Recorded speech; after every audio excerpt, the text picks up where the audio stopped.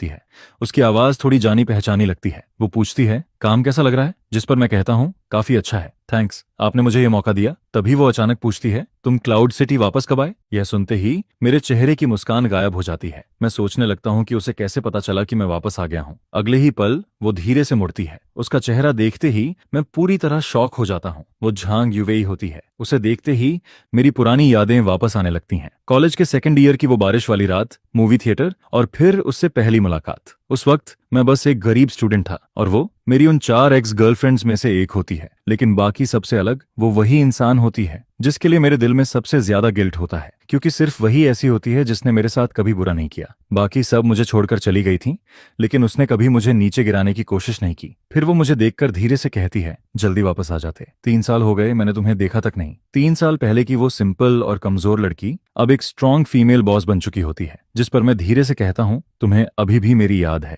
वो हल्का सा मुस्कुराती है और कहती है, मुझे लगा था तुम जैसे बड़े स्कमबैग मुझे भूल चुके होगे। यह सुनकर मैं शर्मिंदा होकर अपना सिर नीचे कर लेता हूँ। फिर मैं उसे पिछले 3 साल की सारी बातें बता देता हूँ, मंदिर में रहना, भागते रहना और बाकी सब कुछ। मेरी बात सुनने के बाद वो धीरे से अपना हाथ मेरे सिर पर रखती है, बिल्कुल वैसे ही जैसे वो पहले किया करती थी, क्योंकि वो मुझसे 2 साल बड़ी होती है और हमेशा मेरी केयर करती थी। उसकी इतनी सॉफ्टनेस देखकर मुझे शुशाओ शुआंग की धमकी से भी ज्यादा बुरा फील होने लगता है। मैं टाइम देखता हूँ, लगभग रात के 12 बज चुके होते हैं। बाहर बारिश भी हो चुकी होती है और सबवे भी बंद हो चुकी होती है। जिस पर मैं कहता हूँ, कोई बात नहीं, मैं टैक्सी लेकर चला जाऊंगा। लेकिन मैं अपनी बात पूरी करूं उससे पहले ही झेंग यूवेई खड़ी हो जाती है। वो अपनी कार कीज उठाती है और सीधे कहती है, मैं तुम्हें घर छोड़ देती हूँ। यह सुनकर मेरे होश उड़ जाते हैं। अगर वो मुझे घर तक छोड़ने गई और नीचे शु श्याओ शुआंग मिल गई तो सब खत्म हो जाएगा। लेकिन झांग यूवेई मेरी कोई बात नहीं सुनती। वो मुझे सीधा अपनी कार में बैठा लेती है। रास्ते में वो मेरी तरफ देखकर धीरे से सांस छोड़ती है और कहती है, सच में तुम अभी भी वैसे ही हो, तुम बिल्कुल नहीं बदले।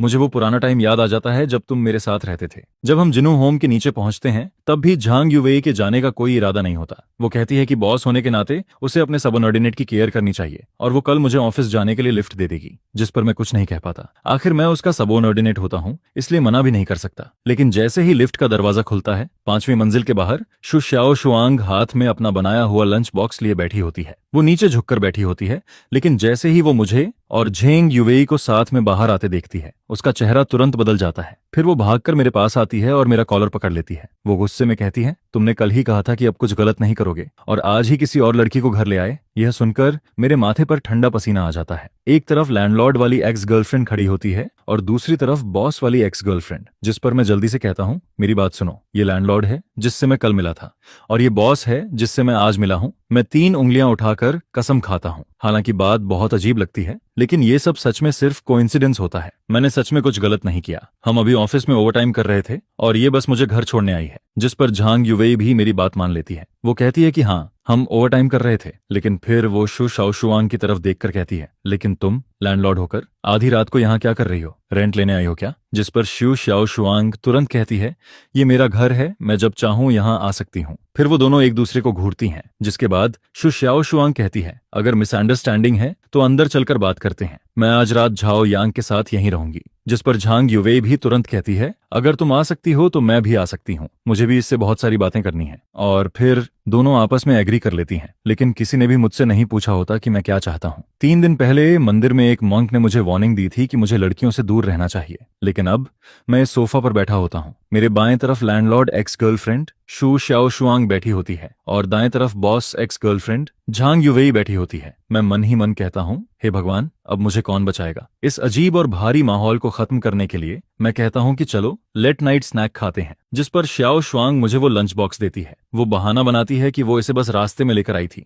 लेकिन जैसे ही मैं लंच बॉक्स खोलता हूँ उसके अंदर वही शेड्रेड पोक होता है जो कॉलेज में मेरा फेवरेट हुआ करता था, और वो अभी भी गर्म होता है। ये देखकर मुझे समझ आ जाता है कि वो काफी देर से मेरा इंतजार कर रही थी। लेकिन दूसरी तरफ यूवे भी पीछे नहीं रहती। वो सीधे टेक अवे ऐप खोलती है और याके चुआन के साथ बियर ऑर्डर कर देती है। थोड़ी देर बाद 3 बड़े बॉक्सेस बियर के आ जाते हैं। डिलीवरी वाला अंदर बैठी 2 खूबसूरत लड़कियों को देखकर मुझे बहुत रिस्पेक्ट से देखता है, जिस पर मैं सिर्फ ऑकवर्ड होकर मुस्कुराता हूँ। कुछ देर बाद हम तीनों साथ में खाना खाने लगते हैं। मैं श्याओ शुआंग के हाथ का बना हुआ खाना खाता हूँ। वही पुराना टेस्ट मुझे फिर से याद आ जाता है, जिस पर मेरे दिल में गिल्ट और भी ज्यादा बढ़ जाता है, क्योंकि वो दोनों मेरे साथ इतना अच्छा बिहेव करती हैं और मैं ही सबसे बड़ा बेवकूफ होता हूँ। इसके बाद मैं लगातार बियर पीने लगता हूँ। मैं खुद को रोक नहीं पाता, एक के बाद एक बोतल खत्म कर देता हूँ। फिर एक बियर कैन उठाकर उसे भी एक ही बार में पी जाता हूँ। थोड़ी ही देर में मुझे शराब चढ़ जाती है। मैं नशे में खुद को थप्पड़ मारता हूँ और लड़खड़ाती हुई आवाज में बोलने लगता हूँ, मैं अच्छा इंसान नहीं हूँ, लेकिन आगे से अगर तुम दोनों को कभी कोई परेशानी हुई तो मैं जरूर तुम्हारी हेल्प करूंगा। इसके बाद मुझे कुछ भी ठीक से याद नहीं रहता। मुझे बस इतना याद रहता है कि शिव शाओशुआंग और झांग युवेई दोनों मिलकर मुझे उठाकर बेड तक लेकर जाती हैं, जिस पर युवेई धीरे से मुझे कंबल ओढ़ा देती है और मेरे सिर पर हाथ फेरती है। उसी समय मुझे शु शाओशुआंग की आवाज सुनाई देती है।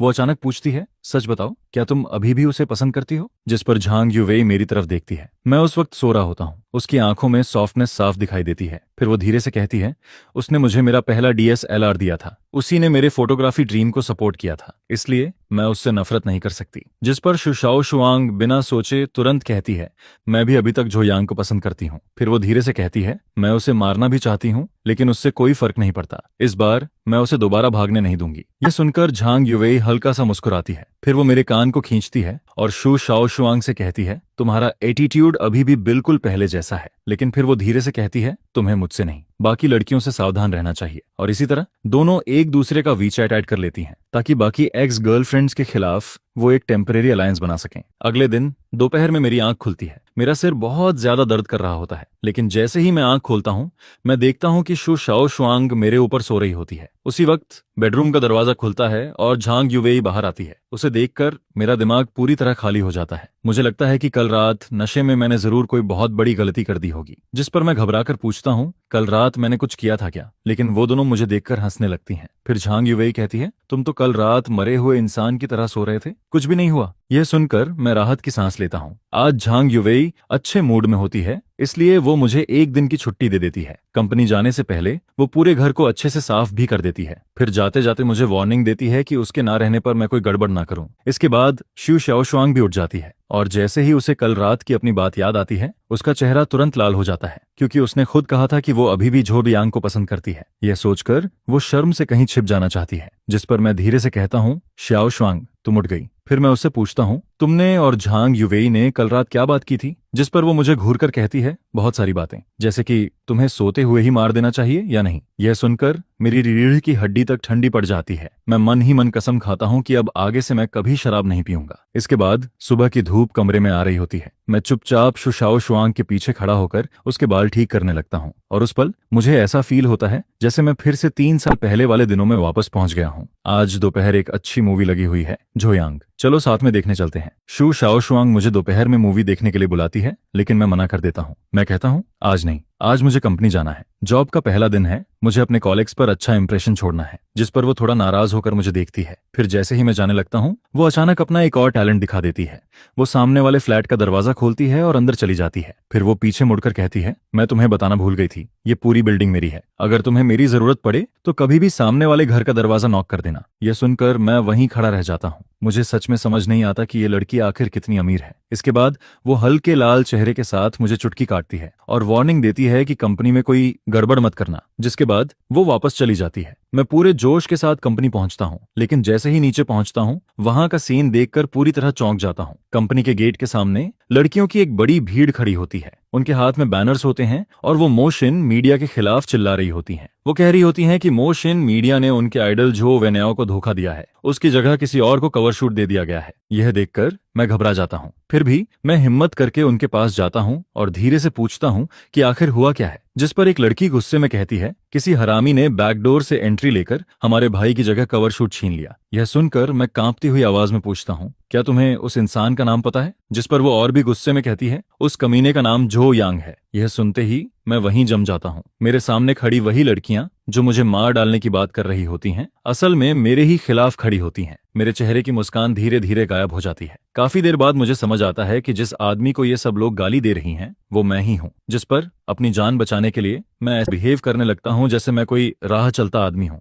लेकिन मैं उन फैन गर्ल्स को कम समझ लेता हूँ। किसी ने ग्रुप में मेरी फोटो भेज दी होती है और अगले ही पल मेरी पहचान खुल जाती है, जिस पर सारी लड़कियां मेरी तरफ देखने लगती हैं। फिर वो जोर जोर से चिल्लाने लगती हैं। मैं जल्दी से कहता हूँ मैं उस स्टार को जानता भी नहीं हूँ, लेकिन वो मेरी बात सुनने की जगह और ज्यादा गुस्सा हो जाती हैं। फिर वो लोग झांग युवेई को भी गालियां देने लगती हैं। वो कहती हैं, झांग सरनेम वाली बॉस भी कोई अच्छी नहीं है, उसने जरूर तुम्हें अपने पास रख लिया होगा, तभी तुम्हें ये मौका मिला है। जिस पर मेरा चेहरा तुरंत बदल जाता है। मुझे गाली दो, मैं सह सकता हूँ, लेकिन मैं झांग युवेई के बारे में एक शब्द भी गलत नहीं सुन सकता। अगले ही पल मैं अपना हाथ उठाता हूँ और सबसे ज्यादा गाली देने वाले 180 पाउंड के आदमी को सीधा पंच मार देता हूँ। वो आदमी सीधे पीछे जाकर भीड़ में गिर जाता है और फिर पूरा माहौल अचानक बिगड़ जाता है। चारों तरफ चीखने की आवाज आने लगती है।